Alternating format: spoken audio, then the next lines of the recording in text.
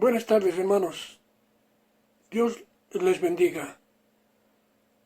Seguimos sin poder congregarnos en la iglesia, como sería nuestro deseo, pero esperando que todo pasará pronto, con la ayuda del Señor. Entre tanto, estemos dentro o fuera de casa. Atención a lo que dice la Sagrada Escritura, lo que dice la palabra de Dios, lo que el Señor mismo nos dice en esta ocasión. Velad y orad, estemos donde estemos, hermanos. Velad y orad para que no entréis en tentación, porque el espíritu a la verdad está dispuesto, pero la carne es débil. La tentación no cesa. La tentación no está confinada. La tentación no guarda cuarentena. Velad y orad para que no entréis en tentación.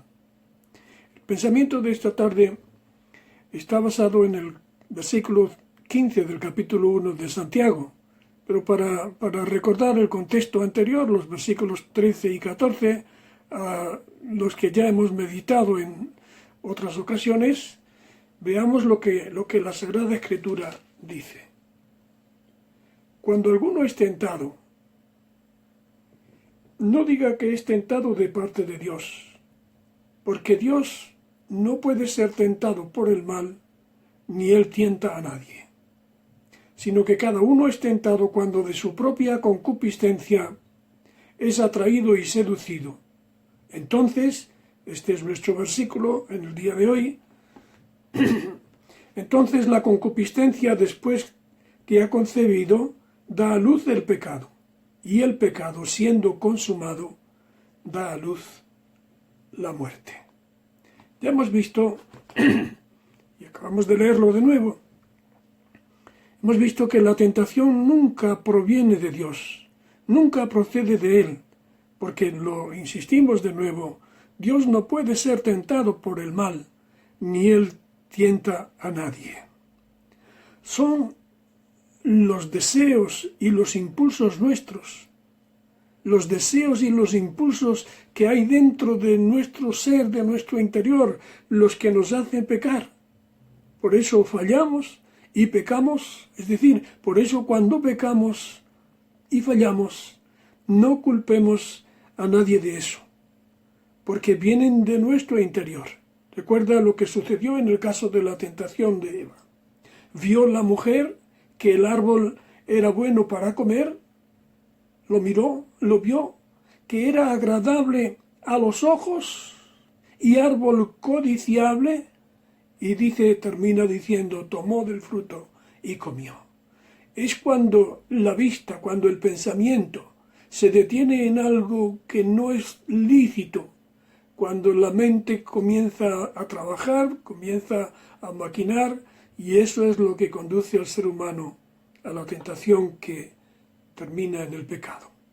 Lo que nos incita a pecar contra Dios, por tanto, hay que buscarlo en los impulsos y en los deseos de hacer lo prohibido que sentimos los seres humanos con frecuencia. De esos deseos, dice la versión Nueva Traducción Viviente del versículo 15, de esos deseos nacen los actos pecaminosos.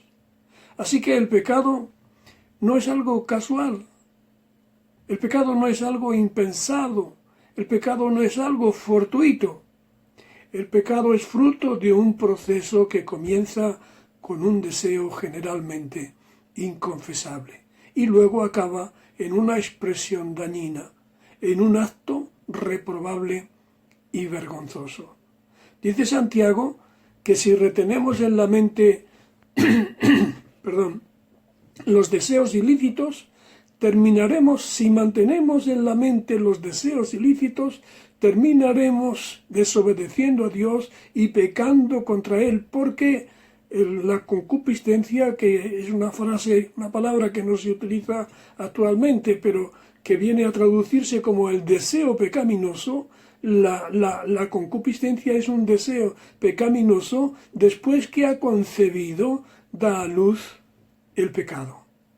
Las palabras que utiliza el autor para exponer el mensaje: atraído, seducido, concebido y da a luz el pecado, recuerdan el proceso de la concepción, el proceso del nacimiento de una criatura, de un bebé.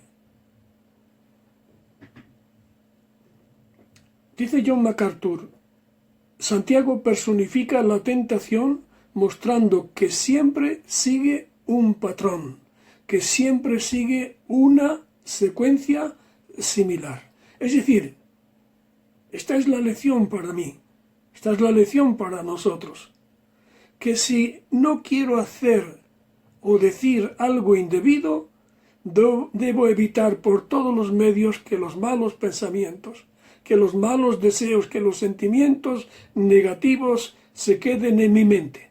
Porque si se quedan, terminaré haciendo o diciendo lo que no debo. ¿Qué es lo que causan las disputas? Dice Santiago en el capítulo 4 de este mismo libro. ¿Qué es lo que causan las disputas, las contiendas y los enfrentamientos entre ustedes, entre vosotros? ¿Acaso, dice él, no surgen de los malos deseos que combaten en su mente, en su interior? El autor sagrado concluye la enseñanza sobre el tema diciendo: y el pecado, siendo consumado, da a luz la muerte. El proceso termina siempre necesariamente en este punto. El pecado, una vez que ha sido consumado, da a luz la muerte. Ahora, aquí no se refiere a la muerte física, ni se refiere, afortunadamente, ni se refiere a la muerte eterna.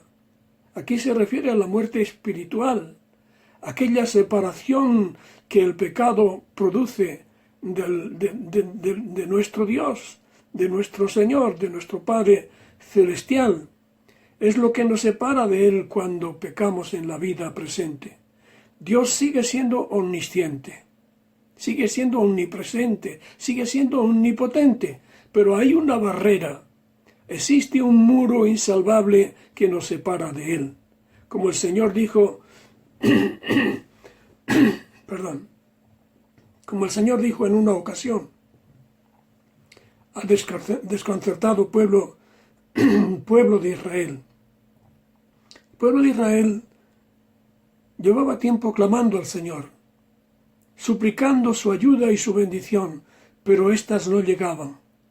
Y llegó un momento en el que el pueblo de Israel se planteó: quizá Dios se ha olvidado de nosotros, quizá Dios ha vuelto a la espalda. O como decían los teólogos liberales del siglo pasado, del siglo XX, Dios ha muerto. Pero Dios responde a esa consideración, a esas elucubraciones del pueblo de Israel, diciendo: he aquí que no se ha cortado la mano de Dios para salvar, ni se ha agravado, ni se ha cerrado su oído para oír. Lo que sucede es que vuestros pecados han hecho divisiones entre vosotros y vuestro Dios. Han hecho ocultar de vosotros su rostro para no oír. Y hermanos, como la barrera que nos separa de Dios la levanta el pecado, la solución para que esa barrera desaparezca requiere que nos reconciliemos con Él, reconociendo nuestro mal proceder y pidiéndole perdón cada vez que resulte necesario. Porque dice el libro de los Proverbios: el que encubre sus pecados no prosperará, mas el que los confiesa y se aparta alcanzará misericordia. Al pecador arrepentido, al pecador que busca a Dios, rogando su misericordia y su perdón, el Señor le dice luego: yo soy el que borro tus rebeliones por amor de mí mismo, y no me acordaré de tus pecados. Isaías 43, 25. Cuando la barrera, una vez que Dios dice esto, una vez que Dios no se acuerda de nuestros pecados, la barrera desaparece y podemos acercarnos a Él libremente, sin ningún tipo de dificultad. Y terminamos el pensamiento breve destinado al culto de oración con una aplicación. A la mente de cada persona vienen cada día malos pensamientos y malos deseos. Pero nosotros debemos tener el propósito firme, con la ayuda del Señor, de que cuando lleguen debemos desecharlos, debemos rechazarlos, debemos echarlos fuera, porque es posible. Como dice una frase que aprendimos hace mucho tiempo, no podemos impedir que las aves vuelen sobre nuestras cabezas, pero sí podemos impedir que hagan nidos sobre ellas. No podemos evitar que malos pensamientos y malos deseos pasen por la mente, pero sí podemos evitar, con la ayuda del Señor, que se queden en ella, porque eso es un peligro y es un problema tremendo para los hijos de Dios. Esos pensamientos y esos deseos, hermanos, siempre vienen con el propósito de hacernos pecar, de separarnos de Dios, de que se rompa la comunión con Él. Y eso, que se rompa la comunión del creyente con Dios, solo trae decepción, frustración y fracaso. Dice el Señor Jesucristo en el Evangelio de Juan: el que permanece en mí, es decir, el que se mantiene en comunión conmigo, palabras de nuestro Señor, y yo en él, ese lleva mucho fruto. Porque separados de mí, porque una vez que se ha roto la comunión con él, nada podéis hacer. Nada podemos hacer. Esto, solo se puede evitar desechando los malos pensamientos. Perdón por la insistencia en el tema. Como dice el apóstol Pedro en su primera carta universal, como hijos obedientes,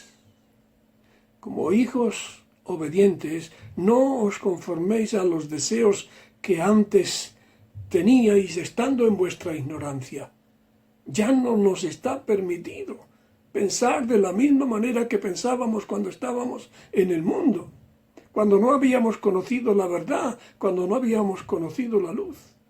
Ahora somos llamados a desechar los malos pensamientos y a sustituirlos por buenos pensamientos. Como dice Pedro, sino como aquel que es santo, sed también vosotros santos en toda vuestra manera de vivir. Es decir, que tenemos que ser santos en nuestra manera de ser, en nuestra manera de pensar, en nuestra manera de sentir, en nuestra manera de actuar. Ese es el plan de Dios para nosotros. Que el Señor nos ayude, queridos hermanos, a ocupar nuestra mente en todo momento con pensamientos positivos, con pensamientos santos, con pensamientos saludables, pensamientos edificantes, para que el virus de la tentación no afecte nuestra vida espiritual. Y terminamos sugiriendo unos temas de oración para que cada uno de nosotros, junto a los demás temas que están en nuestro corazón, como el coronavirus, como los enfermos en particular, como quienes cuidan de ellos, como los que están exponiendo su vida y se están sacrificando por nosotros, además de todos esos temas que están en la mente de todos, pidamos al Señor que nos ayude a desechar de la mente todo mal pensamiento, todo deseo pecaminoso, que el Señor nos libre de caer en la tentación que induce a desobedecer, que el Señor perdone nuestros pecados, que el Señor perdone cada uno de nuestros pecados, para que nada ni nadie rompa nuestra comunión con Él. Oremos, hermanos. Padre Celestial, te adoramos, Señor.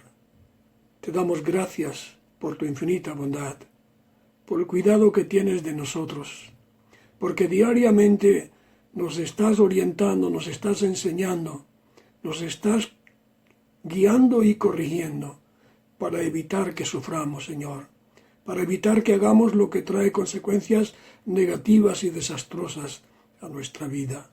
Padre, te rogamos que nos ayudes a desechar todo mal pensamiento y todo deseo malo de nuestra mente. Te rogamos, Señor, que tú nos ayudes y tú nos libres de caer en la tentación, porque la tentación siempre conduce al pecado, siempre conduce a lo indebido. Y te rogamos también, Padre Celestial, humildemente, Señor, de todo corazón, a ti que todo lo ves, a ti que todo lo sabes, a ti que todo lo conoces, que perdones todos nuestros pecados, Señor, que perdones cada cosa sucia, negativa que pueda haber en nuestro interior, para que no se rompa la comunión contigo, ni nos alejemos los unos de los otros. En el nombre precioso y por los méritos de Jesucristo, tu Hijo, nuestro Señor. Amén.